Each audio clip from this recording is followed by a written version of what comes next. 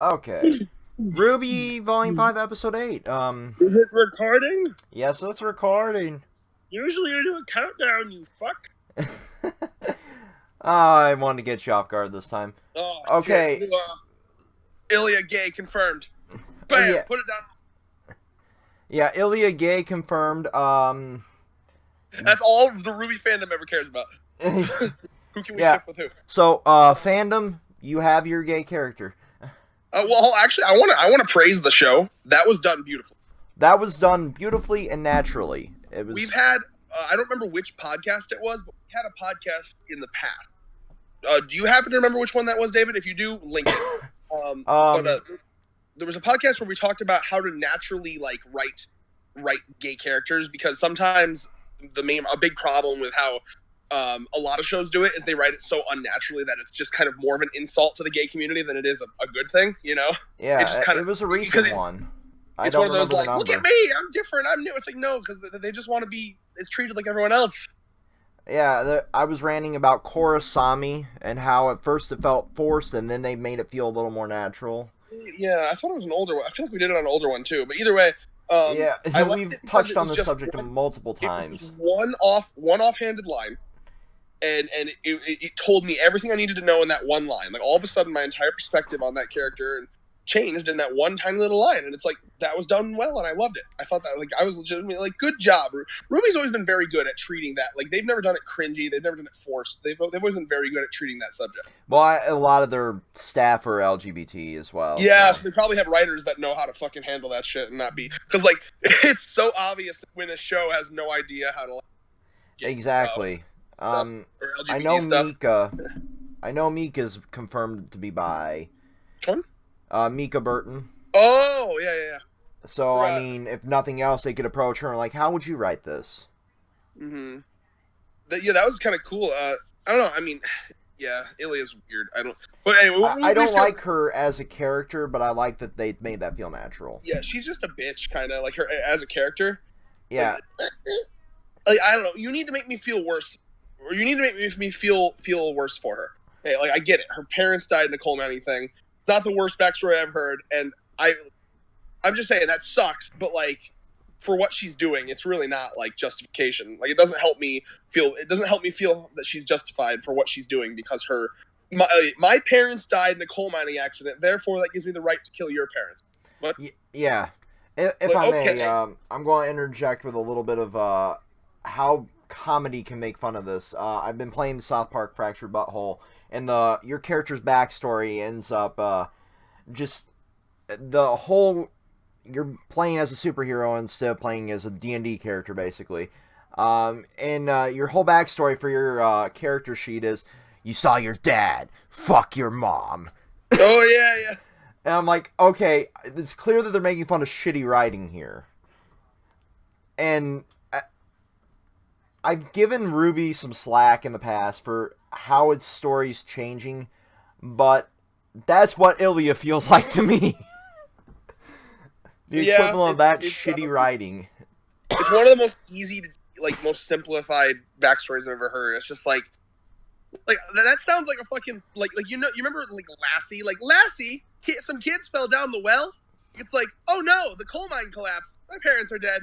I'm mad now. Or Batman. My parents were killed in front of me. Now I must seek vengeance for all those. And there was some bats involved at some point, and I have a.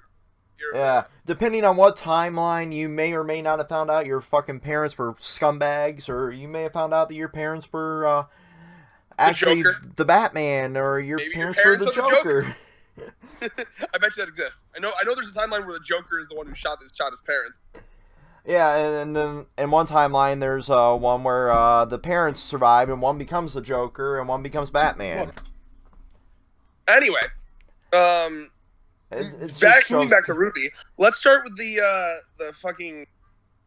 I guess first comment is I'm liking what they're doing with Ruby's characterization, because again, until her team until Weiss and Yang came back, she had felt kind of like a empty shell of herself. So I immediately loved the comment about Weiss putting in a bunch of fucking sugar and cream, and a blasphemous amount.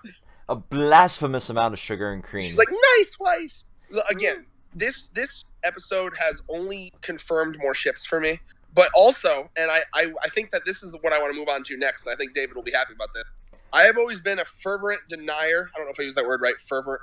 I'm trying to be fancy here. I've always been a big denier of the Blake Yang ship, but I have to say, there's no way to fucking deny the fact that Yang has feelings for her after this episode.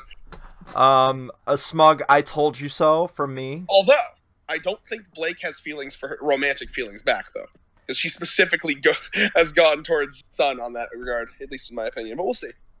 We'll see. Maybe it'll end up with a little partner swap there. I think that Rooster Teeth's gonna do a love triangle. Yep. And I would just love. Can you imagine how dramatic it would be? Because normally, every time there's a love triangle, it's like, who do I pick? Who do I pick? What if Blake is just one of the few characters in this show that's full on heterosexual, and she's just like, no, I don't swing that way. And Yang's just crushed. Then Yang's just like, wouldn't your dreams be crushed? And then the fans would be pissed that they made her straight. How dare you have a straight character? Oh, if only we were editing this, I'd throw that meme up there. Oh yes. Well, because it's already it's basically confirmed that 3 out of the 4 of the team is the way I see it. Weiss is bi, Ruby's gay, Yang is bi, and Ruby's either gay or ace, because Ruby has either shown no interest or just in Weiss. I can't tell. Because but I can't tell if it's ever been a sexual interest. Because Yang's done that whole I know I do to the boys. Weiss and now she's confirmed she has feelings for Blake. Weiss has shown interest to Neptune, but I also just with how I cannot see her not having lesbian tendencies. Just look at her, and that's not a rude thing, by the way. It's just the way that they're writing her character. It's I don't know. It depends on if they're going to be stereotypical with her. I could be totally wrong, and I would love to be proven wrong. But the way they're writing her, she seems like one of those men disgust me type of women. Yeah, I need someone delicate like Ruby.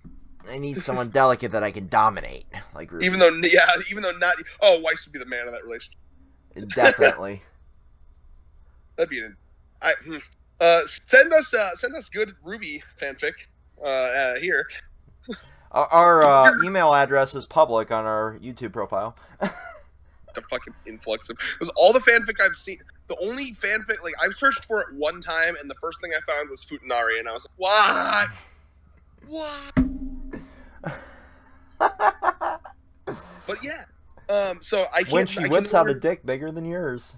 I can no longer deny that ship, but what I will say is that the talk between Weiss and Yang was really well written. I enjoyed it, and I liked her kind of being like, "Oh, you've had your fucking family and rich family, blah blah," and then she's just like, "Yeah, my parents hated each other from the moment they were married, and I had to deal with that." And I was like, "Oh, we're getting a little deep, a little dark here," and then basically hashtag confirmed her mom's an alcoholic. Oh yeah. It started with a glass of wine and then a bottle of wine, and you get the drift here. Any thoughts on that part? That was probably the most touching conversation I've heard Weiss have with anybody outside of... Weiss's character development has been great. I really... Outside of the butler and her, I don't think she's had any really interaction that's been really heavy. Other than with Yang now. Also, I was going to make fun of this, but if it wasn't for the fact that Yang so clearly was like, why wasn't she here when I needed her? Then I would have still been making fun of it, because this interaction was just like the Blake Yang interaction, and I've always made fun of people for assuming that they love each other off of one nice conversation. So I would have been like, what's the difference between that one and this one? Or do you think they all want to fuck? Or dude, how about just every fucking cast member get into a big orgy party and fuck? That's what the fandom wants. I mean, have you ever seen the ship generator meme? Ugh. Yeah, there's one that goes, and it's basically just a great big, I think it's green for I ship it, and it's just a circle around that, and the fandom in a nutshell. But yeah, I liked it. It was good for their friendship. It was good for Weiss's character development. It was good. This is good for a lot of things, and I'm excited to see Weiss break that mold of her stupid nobility of a family, and kind of like her sister seems to have done. Because when her sister was first introduced, she did seem like a bitch, but we saw that conversation had. Her sister seems like kind of how Weiss is now, where it's like she still has that nobility to her and that prissiness to her, but she's escaped from the pure dick doucheholeness that is her family. Where the fuck is Winter? They said something they said about they Winter recalled the military, but we haven't seen her since Didn't the they Weiss mention- trailer. Didn't one of Raven's men, because she said when Winter finds out I'm here, blah blah blah. Didn't they say like Winter? Didn't they say where Winter was? They said they withdrew the military from Mistral. Yeah. But we haven't seen Winter interact with anybody in this volume outside of being mentioned there in the Weiss trailer. I'd like to see at least her pop up in the volume. Honestly, something I'm excited for is, and I hope they follow through with this. Don't forget that Weiss's evil little, like, twat of a brother is still around doing shit. I saw a really funny meme on the Ruby Reddit where Neo's interaction. Fucking love the character status charts. No, it was a meme comic, I would say, of Neo and Whitley killing their Weiss's dad. Why Neo? It's a weird thing to throw in there. I have no idea. It's just like, remember that the panel they said that we would grow to hate Neo in this volume. When did they say that? New York Comic Con panel. Show me this. Find me the source. I don't believe. Fucking YouTube is a thing, Red. Did you see it with your eyes, or did you read it on some janky forum? YouTube is a thing. If you want the Ruby New York Comic Con panel, I'm sure it's up there. Timestamp, or do I gotta fucking scrub? Fine, I'll look for it. Either way, because I just don't see how they could fit Neo in at this point. Like there's so much shit happening. Like, when could Neo possibly pop in? It's in the Cringe Escape Room. Oh, thank you. Oh, by the way, viewers, we have a chat called Cringe Escape Room. It's specifically for avoiding Thurman. Watch our channel, we have a very cringy member named Thurman. Just exudes cringe. So, but yeah, anyway, what was it? Oh, okay. So another thing I wanted to talk about, and it was inevitable to talk about. Let's talk about the constant cock teasing of fights in this volume. How it I mean, the 3 seconds we had, the bostaff utilized when Ilya captures fucking Ilya and her team of white fang cocksuckers captures Blake. Feels weird that they didn't fight back at all. That was really easy. Like, come on. I know Michael Jones is the Rage Master, but god damn it. Gunchucks, man. I want my fucking gunchucks. I want my gunchucks so badly. Hashtag that shit in the comments. Get that shit. No, get that shit trending. Send it to Rooster Teeth. I want my gunchuck. Hashtag bring back the gun. For every tweet I see on Twitter, I will start adding a gift card to the pool. Really? Okay, you're making I'm not saying how much the gift cards are going to be, Rad. They could be a fucking $1 gift card. Well, I would just say limit it to like a 50. Because like, what if it somehow caught on, and then you had to then you went to court for like a promise you couldn't. I'm limiting it to 50. Yeah. There you go. I'm just covering your ass for you, Dave. Thank you for that. That was quite the. I could be a lawyer.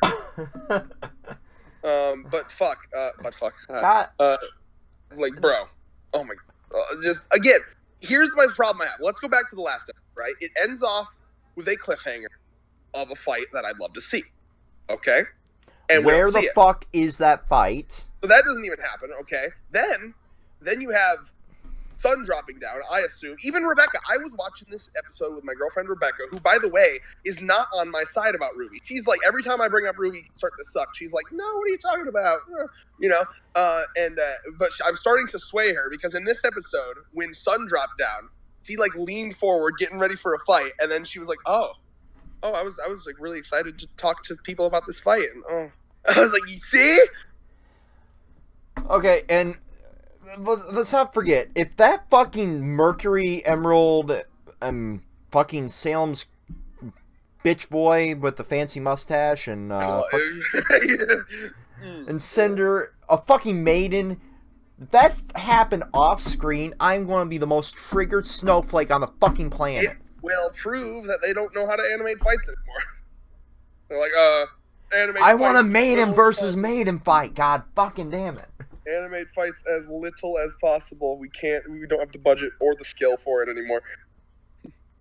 I love all this slinging shade at Rooster Teeth, even though one day I hope to be able to meet them. They have been nothing but fucking supportive of any criticism for the series, so I will give them that. They're very chill. Thank you. You're a chill business. But what the fuck about that Shane Newell letter, though? Like, what the fuck? That's a little weird. Unless he just went crazy. Did he just fucking go off the deep end? I want to know their side of that. I've heard a lot of people are just assuming that he went nuts, Shane Newell, because I don't know, like, a lot of people are assuming he had like this weird obsession with Montiome, and I get he was his friend, but like, because it also caused. Remember, he got like divorced a bit after as well. I remember. Yeah.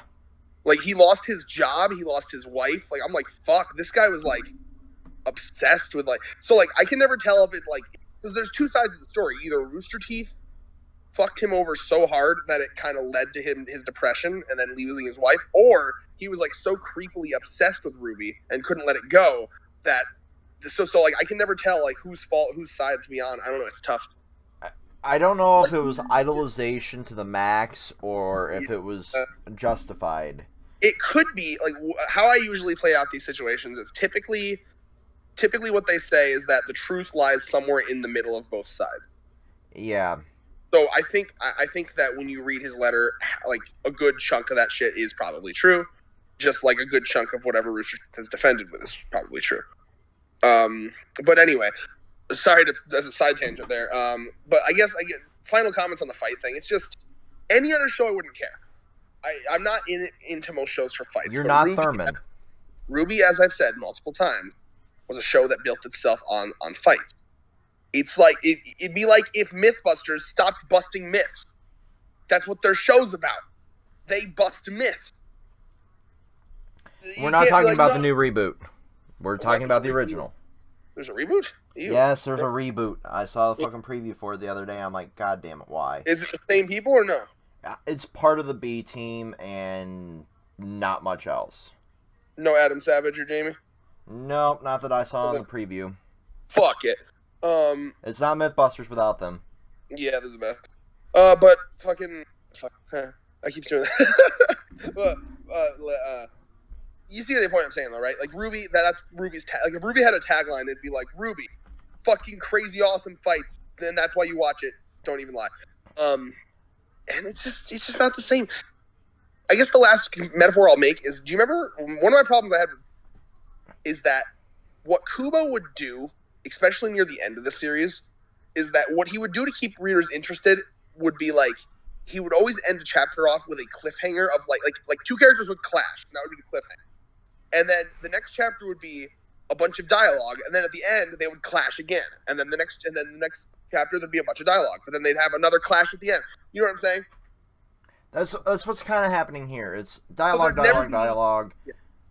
There'd never be a full fight. They'd never actually give you any substance of a fight.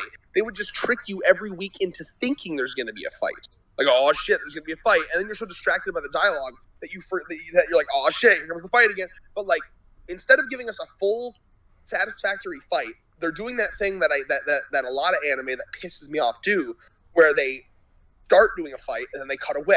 They start doing a fight, they cut away. Ruby was always the. Correct me if I'm wrong. Remind me, I'm pretty sure Ruby never was like the show to cut away from fights. They would show fights in their entirety. That was what they did, always. I mean, the closest we would come was the train fight at the end of Volume 2. Mm-hmm. It would cut from one side of the fight to another side of the fight. But it would still be one entire fight. Didn't it show the whole fight still? Like, I mean, there was a conclusive ending to the fight. Exactly. I guess that would be the closest we would get. the problem I have is that that tactic of cutting is when you can't think of a good way to do the fight. It's your way of like, see, I don't know, like it just happens a lot and shit, and I hate that. I hate that so much. Like, What's your okay, thought, Dave? so volume 10, I believe, of fucking Red versus Blue. It Ruh-roh. it was the text versus all of the Reds and Blues. And it was one of the most scattered fights I've ever seen, but every cut that they made sense. It would cut to Griff, it would cut to Tucker, it would cut to Church, it would cut to Caboose, it would cut. Everything would make sense when you look at the entire fight. So their team that they have to animate it, aside from, I know Monty worked on Volume 10, but he didn't have as much to do with Red versus Blue as he did with Ruby. He would just choreograph I shit. know I wasn't Red versus Blue before Ruby, or at least Right. he worked on, because I remember, if you remember correctly from the behind the scenes stuff, his he wanted to make Ruby for a long time, and they only let him because if I remember correctly, he was like begging them to like make his own show or give him a chance to make his own show, and they were like, if you can get Red versus Blue out on time, then yes, because they were like really behind schedule. Yeah. Yeah, And then Muscle was like, fuck yeah. Fuck yeah, I can get this shit out on time. And then he started helping choreograph fights and shit. But even with his limited input on how to do that fight, they animated all that shit inside of the Halo engine, basically. Mm-hmm. So they know how to fucking choreograph fight without his fucking complete and utter input. I guess let's go back and not like for too long because I don't want to divert it too much, but like, what was your thought? Like, do you think comparing the Yang, because the one real actual good fight we had in the volume, the Yang versus the fucking random ass scavengers, what do you, does that, like, how does that compare to like a fight 2 and 1? How close do you think is that to like glory days of? One sec. What's up?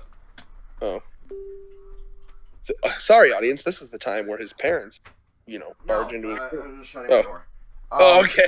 I assumed that was what was happening, like you were muted or something. No, I just had to shut my door.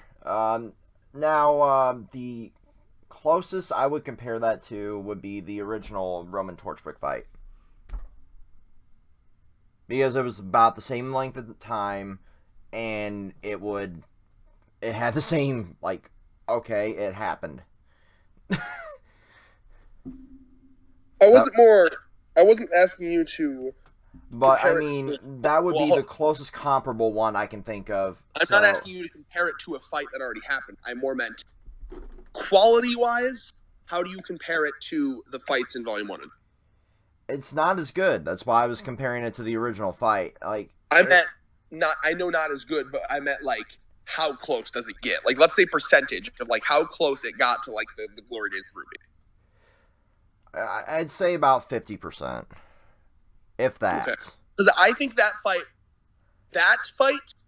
and the Croterian had a lot of problems, but there were good moments. Honestly, to me, it's between the Yang fight and the Croterian fight that's the closest ones that were actually like semi-good after Volume 1 and 2. 3 had good ones, but they were still working off of Monty's half-done animations. Exactly.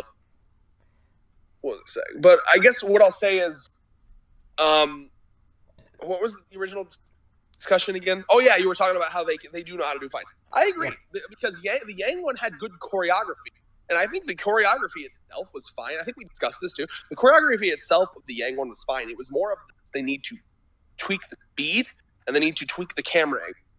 Yeah, there was one wide shot. There were a lot of weird cuts. That was the main problem. My major complaint with that was the unnecessary cutting down to the foot. Oh yeah, it really took it out of Like, we know she was aiming for his foot. Oh jeez, look at his foot. But anyway, we keep getting off. We keep talking about every other aspect of the series, which is fine. It's my fault. But we'll end that segment there of us complaining about them not fucking doing any fight. And before, because I know we'll get this comment. Oh, well, you guys are just basic bitches and you're worried about fights. No. Only with Ruby am I like that. I just got off of a fucking hour-long discussion with one of my friends who fucking really, really prioritizes fights. In every other show, I'm like, fuck that. Plot is more important. Okay, I'm just gonna say it. It was Chris, Red, myself, and Thurman arguing in the fucking group chat about the anime rankings and shit. And but here's the thing. saying Gintama deserves that because its fights are good and all that. I'm like, no. We can't compare a 20-year-old series to everything else that's coming out. My main problem is that I would be a lot more willing to be. I would be a lot more open to there being less fights if the plot was actually like coherent, Berserk level, Hunter x Hunter level, One Piece level, something like that. Yeah, I mean, if they start, they're starting to flesh out the plot a little bit. I will give them that. Mm-hmm. I get the world building takes time, and the first season was what, like fucking 12 episodes that were like all different time lengths. Like there was one that was what, 5 minutes. Yeah. Like, oh, it's done already. Shit. Yeah, that was when it was. I honestly kind of missed those days. That was when it was just like it felt like it was done for passion, not for a paycheck. Yeah. It was just a person. It was just a team having fun. Exactly. And then Volume 2 kind of kept that. Volume 3 started to become more of a serialized series. 4 and 5 feel fully serialized, and they're starting to flesh everything out now that they've got their world started building and everything, so I'm okay with that. If they want to go that direction, keep the story, fleshing out through this volume and the next volume, and then just defocus from the fights until they actually are needed. But until it reaches that level, I would be absolutely 100% fine. If they want, I would be okay with an entire volumes with no fights if the plot, like, as good as, like, it's all about changing your focus, right? If you want to not do fights, Ruby team, then make the plot actually, because really, what is the plot, right? We have Salem, we have a MacGuffin within a MacGuffin. We have multiple levels of MacGuffin plot, and by that I mean relics that only the maidens can get, which is MacGuffin. The maidens themselves are a MacGuffin, and the relics are a MacGuffin. It's like multi-level Dragon Balls. It'd be like if Dragon Ball Z was like, there's the Dragon Balls, but only this person can unlock the Dragon Balls, so you have to find the Dragon Balls and this person. Well, I mean, didn't they kind of do that on Namek? They totally did. That's funny.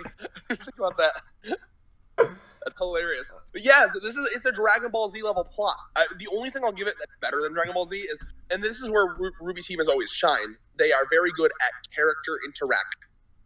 Like, as shown by the conversations in this episode. They've always been good at that, and I will give them that. I mean, would you agree? I would agree to a very, very high extent. The only thing that I am not a fan of this volume, aside from the fights, is the interactions with Salem and her team, because they feel forced. Yeah, they do. They need to work on that if they want to take away, a good chunk of the freaking major aspects being the fights. They need to make my main problem, Salem feel I natural. agree with you. My big problem right now is that Salem herself. Okay, let's. The main chunk of the plot right now is MacGuffin and a shitty villain, and that's bad. That's very bad. I mean, we could compare this to ending Bleach. But even Yuha was more interesting than Salem. Yuha was more interesting than Salem once his character was fleshed out. Which is why I'm giving them time. Exactly. They do shit with Salem, yeah. I will give them time to flesh Salem out. Maybe she'll reach some Yuha level of interesting. I feel like, Yuha was kind of. I'd like her to be more interesting than that. But I would love for her to be more interesting, but I'll give them Yuha. I don't picture it getting more interesting than him, at least by volume 6. Because it feels like they're trying to get her some story, but at the same time, it's not there. Yeah, I feel like it'd be smart for them to do some character development for Salem in this volume. Like, they really shouldn't make us wait this long to know about the villain, in my opinion. Because keeping them mysterious is one thing, but if you're going to keep them mysterious, they have to be capturing your interest. Salem really does not capture my interest that much. No, I mean, a great example of making a villain feel interesting was Eisen in the Bleacher Bridge you showed me. He's Josh Groban. So good. That's Blazing Azura Crow, by the way, if anyone wants that. Very good. I mean, Eisen was like the least interesting villain to me. Eisen was interesting when he showed up. But then he was he got blander and blander. He was nothing in the Arankar arc to me. Oh, absolutely. That's actually the best thing to compare Salem to right now. Eisen is Salem is very Eisen. Exactly. Like, oh, you're interesting because we've known about you technically since the first fucking episode, but you've done jack fucking shit.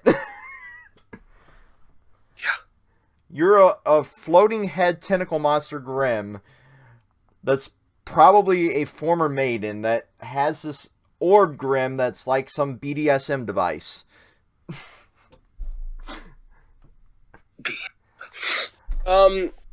Honestly, the most interesting villain to me right now is actually Hazel. Hazel, protect him. Because immediately I'm fascinated about Hazel. Because Hazel's the realest motherfucker. He's so real. My favorite line. Nobody needed to die today. It's the way he fucking says it, man. Nobody. Like, he's fucking he's not angry at Adam. He's shocked at Adam. He's just disappointed at Adam. And I'm like, oh my gosh. I would love for them to become like self-aware. Like, you are literally Sasuke. What, Adam? Yes. Just Hazel. Like, you are Sasuke. But I mean, yeah. I guess I'm just. What I need is I need a motivation from Salem, and I'm trying to think. A motivation from Salem would be nice, and maybe like a backstory, like a full-fledged backstory. Like, think that fucking episode with Cinder where it showed everything she did. One of the best episodes of Volume 3. Good God, that was good. But no dialogue, just all flashbacks. Well, there was a very occasional, like just here and there, very sparse. Yep. The fight had no dialogue. Amazing. The fights. There was like, we learned how they got Mercury and we learned how they got Emerald. We didn't really learn anything about Neo. I think they're going to save that for this volume. Oh, they better not fuck up Neo. She's everyone's waifu. She's my ice cream waifu. That sounds kind of creepy, but do we really? Are you gonna lick her like ice cream? Doing the pink one on the stink? Oh, once you bring up the stink, my boner immediately goes away. Not into the stink, man. I'm not either, but I mean that's the meme. I'm gravitating towards meme humor there. And the last point I want to bring up was the Ghiras fight at the end with she knocked over a table and she's fucking I mean, she's taking shit into her own hands. I'll give her that. Yeah, Callie, protect the MILF waifu. I don't want her to die yet. Just die. No. If she dies, I'm blaming you, Red. Well, I have a theory that the dad's gonna die, and here's why. He's shirtless. Is he a fucking werewolf, Faunus? Maybe.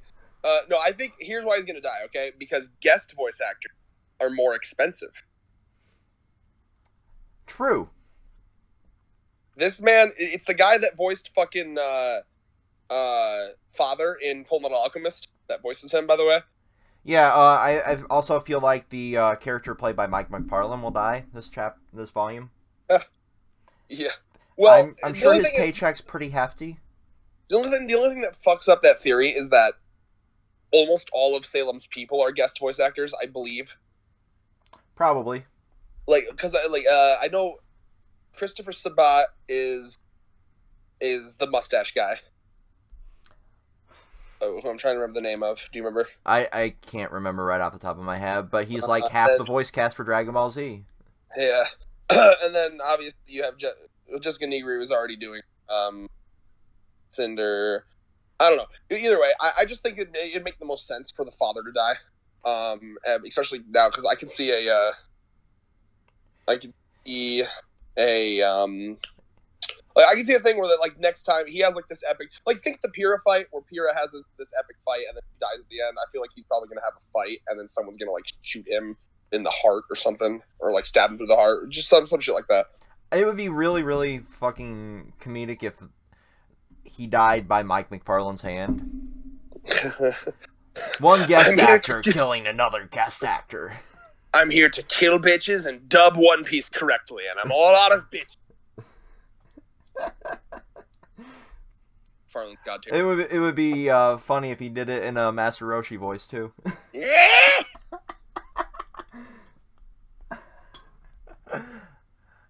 Good God, I would. How many guest actors does Rooster Teeth have on their roster at this fucking point? Ruby, we have to remember how gotten huge. It's really bad, and it's also really good. It triggers me that it got big when it started to suck. Yep. It's like, I just wish Monty could have seen the success of his series and also could have been here to good. It makes me sad, man. Like, Monty's one of those people where, like, it doesn't happen to it with a lot, but it's one of those people that I did not know him. I never knew him. I never met him. And yet, somehow, I feel like I knew him. Weird. It really is weird. I guess it's one of those, they actually say that, like, a truly good artist lets their personality shine through their art. So maybe I feel like I know him because of his work. I could see that. Try to be deep. You get really deep, and that's why these discussions work well. You guys made me deep. And I hope that we at least get either, and then I guess we can go to predictions now. I hope we either get. Wait, I'm trying to remember. Did we fucking discuss everything? Fight. We discussed. Wait. We didn't discuss. I guess the fucking. Let's talk about the couple new characters. Faunus, Spider Faunus. I wanted to discuss the fucking spider Faunus because it's a spider Faunus. It's weird. I feel uncomfortable. I don't know what to feel there. Is why I was kind of skipping over it. They're in one scene. They're in one scene. She's a spider, or he's a spider. I mean, it's a spider. Yeah, we'll just go with that. Best fucking character in the world. Like, good fucking lord! Shoots it out of the hand, Spider-Man style. And that's it. Yeah, you're pretty much right. Nothing happened there. And those characters, I hope that they aren't just completely nameless people to do absolutely nothing. Because they came out of fucking nowhere. But yeah, you're right. Prediction time. Go. Prediction time. I hope we either get the bandit camp fight, or we get the rest of the Ghiras, Cali, Belladonna Manor fight. I hope that, well, I don't know. I just hope we get any fight that lasts more than a minute. Or 3 strikes of a bostaff. I went back to rewatch that before this discussion. It's literally just, he spins it like twice, dude. He spins it like twice, and that's all that happens. Just call the police. We need to protect my family. Dude, there's maybe one more chance to see the gun chucks. Okay? Son, Blake. Because here's the thing. My thing has always been, he hasn't been using the gun chucks because they're guns and he doesn't want to kill anyone. He's been fighting. If he should probably use the gun chucks against people that are trying to kill Blake's family. Right. Like, if there's any time to use gun nunchuck, be now. So right. I want Son to burst through the wall and be like, fuck all of you! I'm gonna save your life! Let me marry your daughter. Get these gun chucks. I can protect her. It would be perfect. Ghiras dying in his arms. Did I earn your respect yet, father? I don't know. My daughter might be a lesbian. I can't tell. The fandom hasn't decided yet. I think the fandom's decided. It's decided it wants to ship everybody with everybody. Fandom. Everyone's pansexual. You get to fuck, and you get to fuck. Exactly. But yeah, those are my 2 predictions. We gotta get either one of those fights. We've been blue balls with both of them. We end with a shirtless Ghira howling like a werewolf. And honestly, man, I'm a lot more excited about the Raven Camp one. Yeah. That's what I want to see, because what I like about Ruby is the crazy ass weapons. It's always what I've liked about Ruby. I don't need a fucking shirtless man beast fucking throwing around people like, oh, woo woo, fucking boring. That's what you were. I want to at least see that. I want to see the repercussions of it. I want to. Well, okay. Predictions wise, Blake's father's gonna die. Although I would love it if both of her parents actually died. You'd love to see the cat waifu MILF die. Just I would despite love to see me. Fuck, like one of your parents dying, that sucks. If both of your parents die in this fucking night, that's fucking Trump traumatic. Like, what do you fucking do in that regard? That's Donald Trump becoming president traumatic. Ha ha. Although the only difference with that is that the effects of Donald Trump becoming president were slow and oozing out like fucking. Like with net neutrality, contact your senators and your congressmen and all that. Protect our free internet. See how I worked that in? Been working that into almost every video. Protect the internet. If you like waifus, protect the internet. If you like waifus and shitposting memes, protect the internet. I'm sure the government could somehow outlaw waifus. They'd find a way. Well, they would outlaw it by charging us to access Google to find pictures of our waifus. Buy the waifu pack. Yeah, but no, predictions. Parents, death. Give me a fight, but knowing the track record, I see none of those fights happening. I would love it if we got a Salem Spring Maiden fight, please. A Cinder Spring Maiden fight, you mean? Yep, I always mix those fucking names up. Yes, Cinder Spring Maiden fight. Well, it's because they're both characterless, people. I don't mind. Cinder is basically... Cinder's more interesting to me than Salem, so I'll say that. I'll give you that, but she's still characterless, basically. She has personality, at least. Yeah, her personality is now become, I want Ruby's eyeballs because she burned my face. I mean, that's fair. I probably want that too. As long as the character can become more than... Think Zuko from Avatar: The Last Airbender. Remember how originally it's like he was just all about like Avatar, I gotta get the Avatar, but then he fucking melded it more than that. Yeah. Think that, and there'll be more, sure. I hope so. Again, I think one of the things Ruby Team is good with is character development and character interaction. See, they're good at making characters. They're bad at giving the characters a interesting plot to exist in. True. No, but again, I want to see it because not only do I want to see Cinder fight the Spring Maiden, I want to see Raven get in there at some point and fight someone. I can picture Raven and Chris Sabat's character fighting. Ooh. And that would be an easy way to write off 2 freaking guest actors really quickly. That'd be sexy as fuck. Because I don't imagine Chris Sabat's fucking cheap. Again, no, see, I disagree, David. You have to remember, Salem chooses to have, like 5 people? They're gonna be crazy strong. Like, I expect these people to be, like, ridiculously strong. You know? I could picture them being insanely strong, but I could also see business-wise, them not wanting to pay Chris Sabat for an entire volume. No, I don't.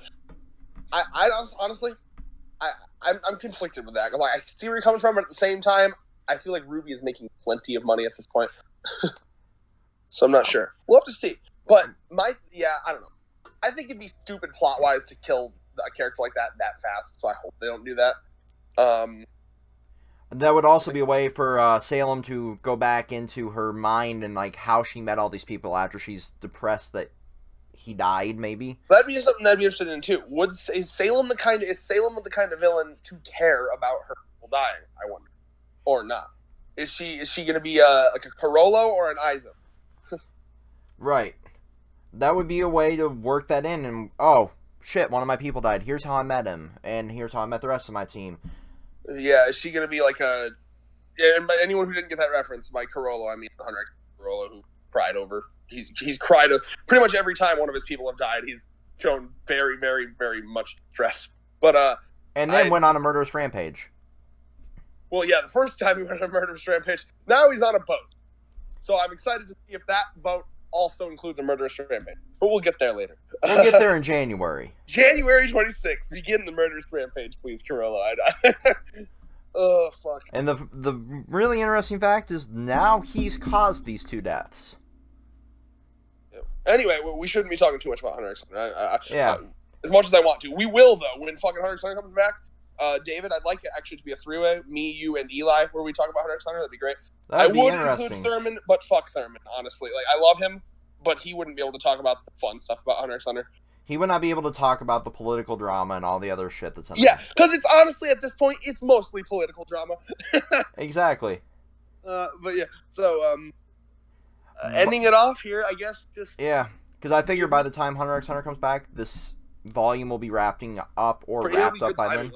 Very good timing, and that'll replace our Ruby for, I don't know, 10 chapters until it goes on hiatus again.